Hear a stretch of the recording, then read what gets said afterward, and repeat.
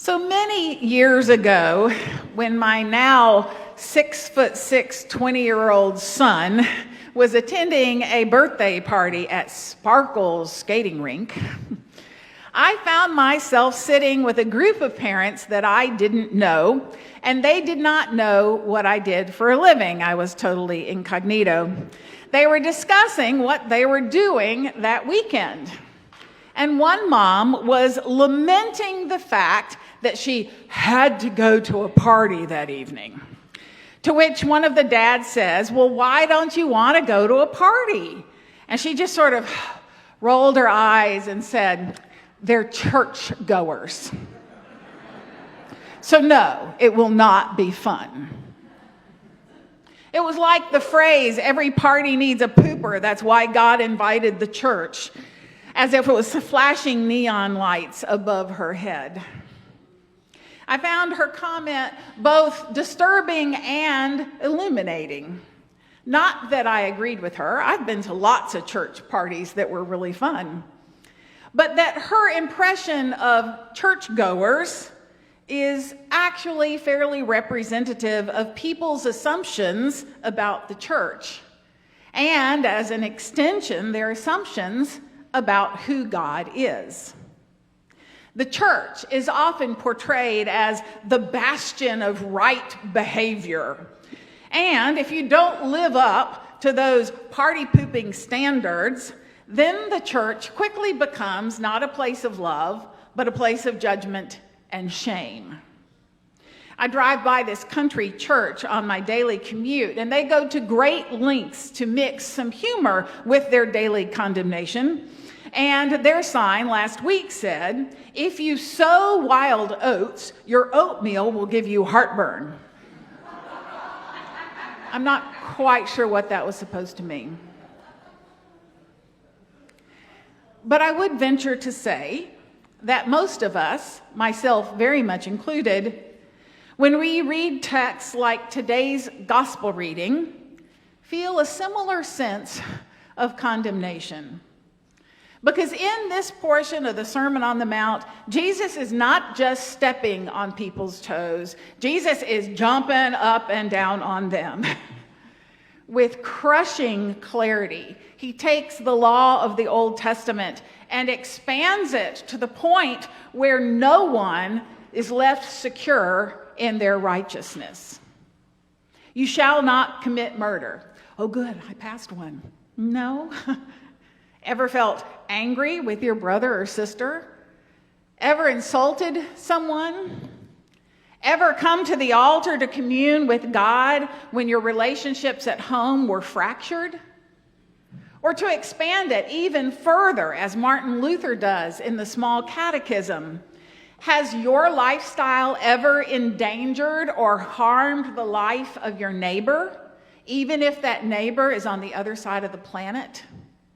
Or to flip it around and say it in the positive, what are you doing to help and support your neighbors in all of life's needs, to quote Luther?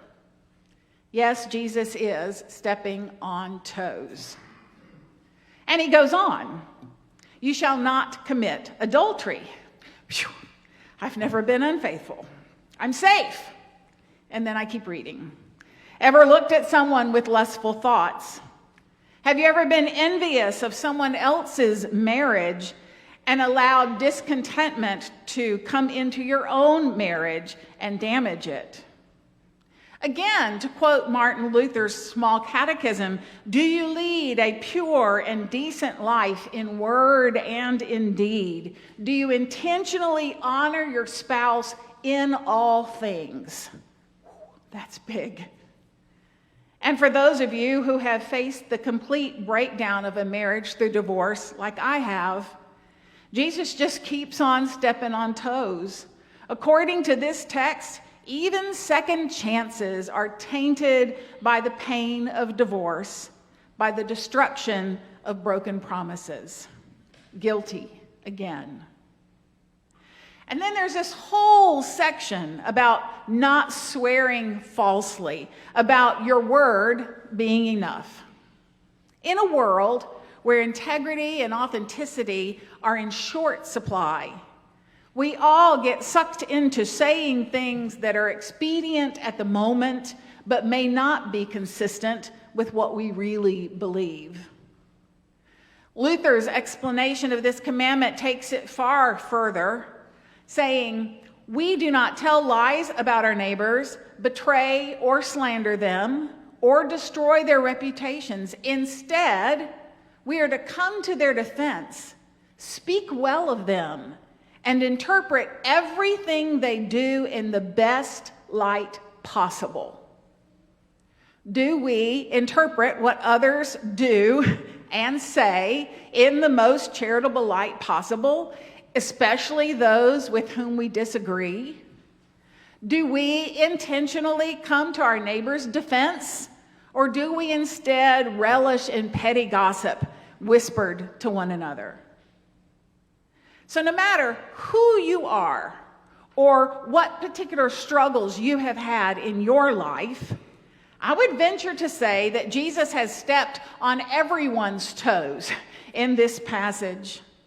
It's a wonder that he had any disciples left after this sermon, because he certainly sounded like a big party pooper.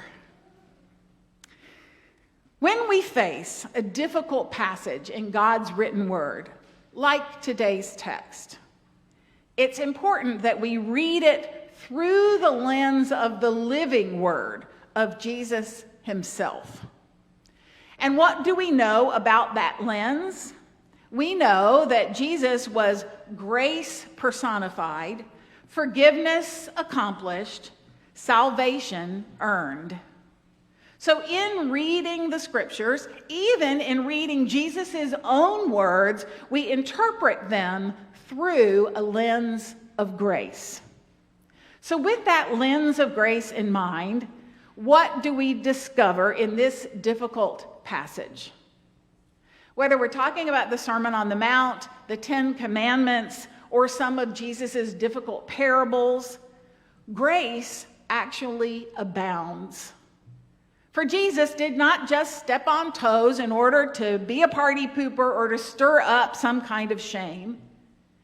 God gave us the law to help us to know how to live. Jesus expanded that law to protect us from the pain that comes from broken relationships and a broken world. Martin Luther explained both the shall not and the shall side of each commandment in order to open our eyes to that more excellent way of living. So, why are we warned against murder? Because every life is precious to God, created in the image of God.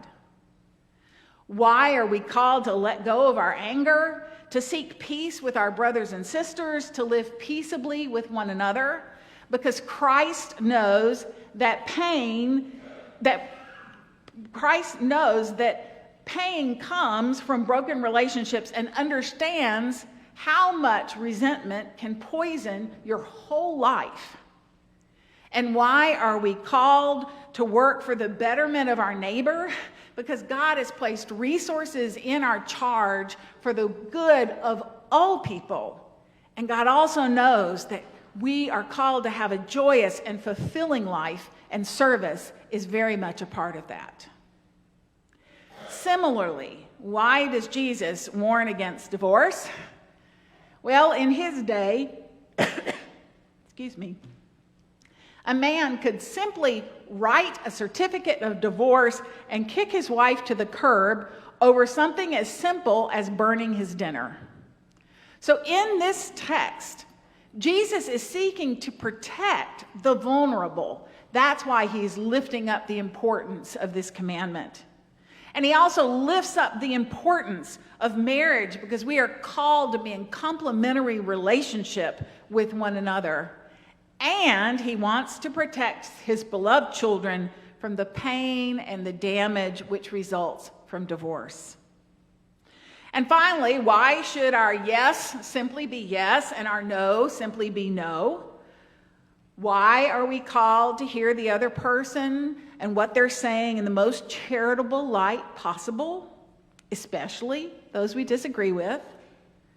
Just imagine how different our world would be if everyone lived with authenticity of self and respect for the dignity of others. I recently saw a post that said, "There's a difference between believing in God and believing God." I found that very intriguing. This passage for today is all about believing God, believing that God has our best interests at heart, and then faithfully, obediently following God's guidance. So in these passages where our toes get stepped on, we need to remember God's grace, not as a free pass to ignore God's call, but to view God's call as part of the grace, part of the salvation. It is the undergirding for our belief that God knows what's best for our lives and for our world. And when we fail to live as God calls us to live, which we will, then we gather together around the holy table and we receive God's forgiveness again and again and again. So next time you hear someone bemoaning the rules and regulations of church, or the next time you see a Christian promoting more condemnation than grace, speak up. There are a lot of different kinds of Christians out there, and some of them are doing a whole lot of damage to the public's perception of Christianity. We have a grace-filled message to share, so speak up. And in your own life, believe God enough to let God shape your life. Not because you have to, but because you trust God enough to find grace even in the law. So let grace reign. Exemplify mercy and compassion. Accept God's forgiveness and seek to love and serve the Lord in all of your ways. Amen.